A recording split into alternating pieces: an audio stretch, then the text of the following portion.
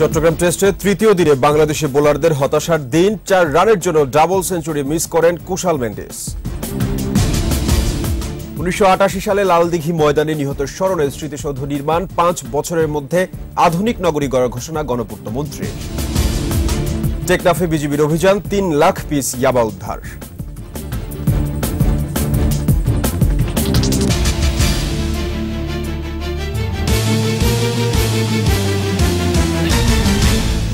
শুনছিলেন first security ইসলামী bank limited সংবাদ শিরোনাম। আমন্ত্রণ জানাচ্ছি 21 চট্টগ্রাম সংবাদে। আপনাদের সাথে আছে আমি সাব্বির আহমেদ।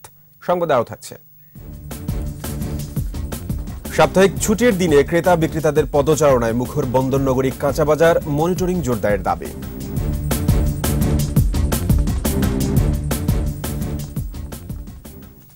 শুরুতেই বাংলাদেশ শ্রীলঙ্কা টেস্ট সিরিজ প্রসঙ্গ।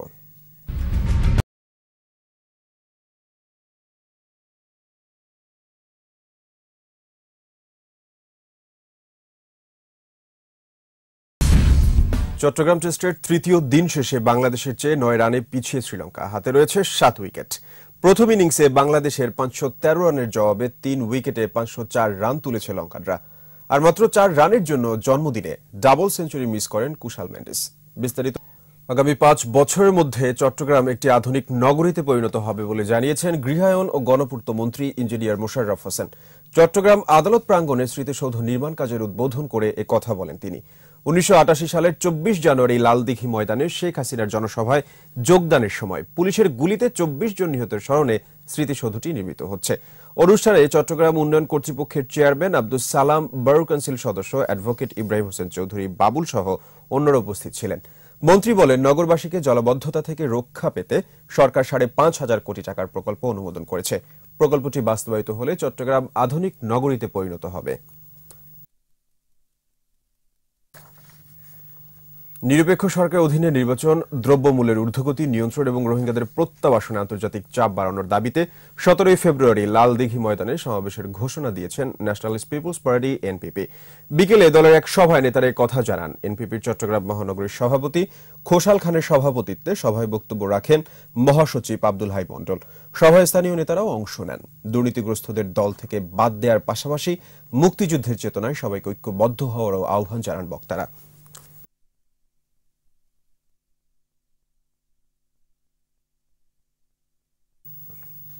কক্সবাজারের টেকনাফ থেকে 3 লাখ পিস ইয়াবা উদ্ধার করা হয়েছে। মিয়ানমার থেকে ইয়াবার চালান আসার খবর পেয়ে ভোরে টেকনাফ উপজেলার সাবরাং ইউনিয়নের মুন্ডারডেইল এলাকায় অভিযান চালায় বিজিবি সদস্যরা। উপস্থিতি টের পেয়ে পাচারকারী সাগরের দিকে নৌকা নিয়ে পালিয়ে যায়। পরে ঘটনাস্থলে তল্লাশি চালিয়ে 3টি প্লাস্টিকের বস্তা থেকে 3 লাখ পিস ইয়াবা উদ্ধার করে।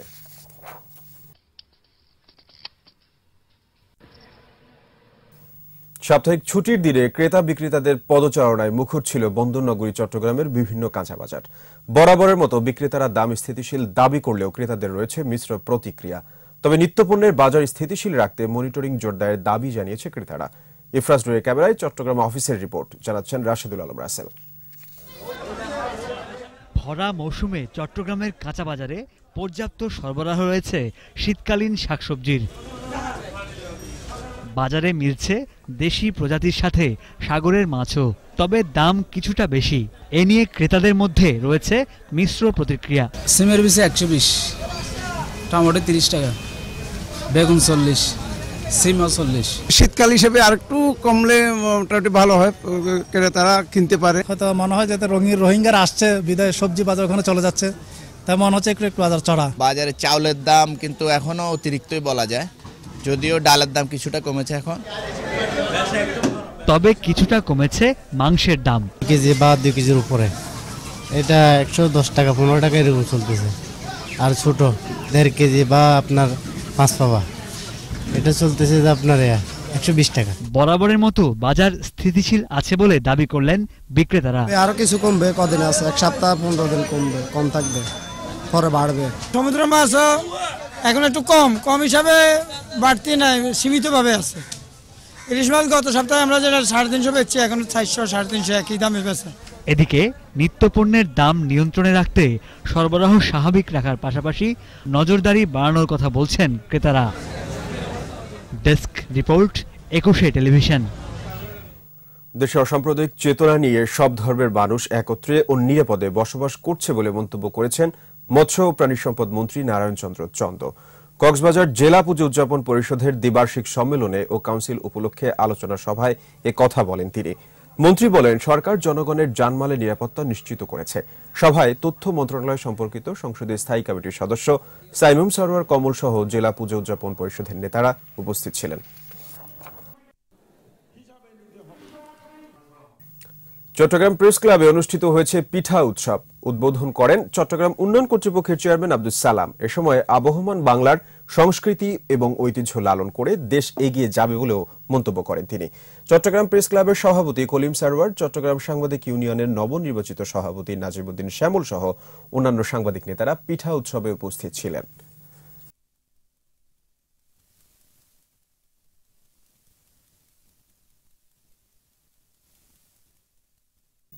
চট্টগ্রামে শুরু হয়েছে 2 দিনব্যাপী রোটারি জেলা সম্মেলন। সকালে নগরে একটি কমিউনিটি হলে সম্মেলন উদ্বোধন করেন রোটারির জেলা গভর্নর অধ্যাপক ডক্টর মোহাম্মদ তৈয়ব চৌধুরী।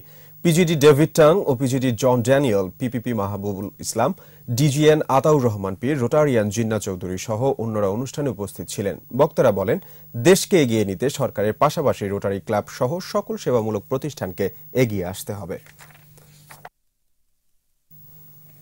জুয়েলারি শিল্পের জনপ্রিয় ব্র্যান্ড ডায়মন্ড ওয়ার্ল্ড নতুন আঙ্গিকে যাত্রা শুরু করেছে চট্টগ্রামের নাসিরাবাদে। বৃহস্পতিবার সন্ধ্যায় নাসিরাবাদ কেবিএইচ প্লাজায় উদ্বোধন করা হয় নতুন শোরুম। ক্রেতাদের মানসম্পন্ন ও অত্যাধুনিক ডিজাইনের জুয়েলারি পণ্য তুলে দেওয়ার কথা জানান প্রতিষ্ঠানের কর্মকর্তারা।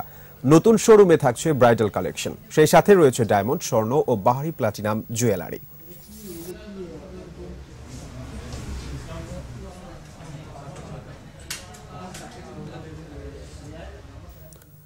নিরাপদ খাদ্যে ভরবো দেশ, গর্ব সোনার বাংলাদেশ। এ প্রতিপাদ্যে কক্সবাজারে অনুষ্ঠিত হয়েছে জাতীয় নিরাপদ খাদ্য দিবস 2018। সকালে জেলা প্রশাসন ও জেলা খাদ্য অধিদপ্তরের যৌথ উদ্যোগে অনুষ্ঠিত হয়েছে র্যালি। পরে জেলা প্রশাসকের সম্মেলন কক্ষে আলোচনা সভায় বক্তব্য দেন অতিরিক্ত জেলা প্রশাসক মোহাম্মদ মাহিদুর রহমান। এ সময় ঊর্ধ্বতন সরকারি কর্মকর্তা, রেস্তোরাঁ সমিতির নেতা সহ অন্যান্যরা উপস্থিত ছিলেন। বক্তারা নিরাপদ খাদ্য আইনের বিভিন্ন দিক তুলে ধরেন।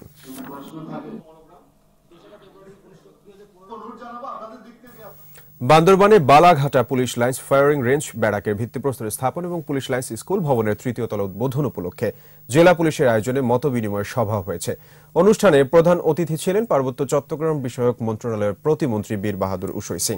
বান্দরবানে পার্বত্য চট্টগ্রাম উন্নয়ন বোর্ডের অর্থায়নে 40 লাখ টাকা ব্যয়ে পুলিশ লাইন্স স্কুল ভবনের 3য় তলা এবং 76 লাখ টাকা ব্যয়ে Bandarban cantonment public school and কলেজের কনফারেন্স রুমের উদ্বোধন করেন তিনি।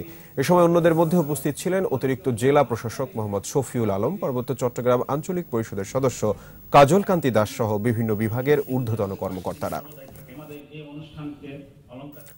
শেষ করছে 21 চট্টগ্রাম সংবাদ। তবে যাওয়ার আগে ফার্স্ট সিকিউরিটি ইসলামী ব্যাংক লিমিটেড সংবাদ শিরোনামগুলো জানিয়ে দিচ্ছে আরো একবার।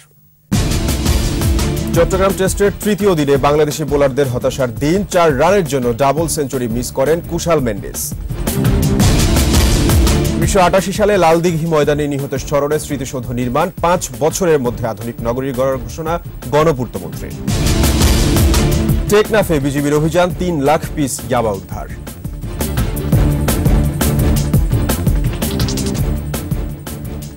দর্শক, সর্বশেষ খবর জানতে ডায়াল করুন 202 নম্বর আর ভিজিট করুন 21-tv.com ওয়েবসাইটে। এছাড়া ফেসবুকে লগ ইন করতে পারেন facebook.com/2124 অনলাইনে। এতক্ষণ সাথে থাকার জন্য সবাইকে ধন্যবাদ। পরের সংবাদ সন্ধ্যা 7টায় দেখার আমন্ত্রণ রইল। 21-এর সাথেই থাকুন।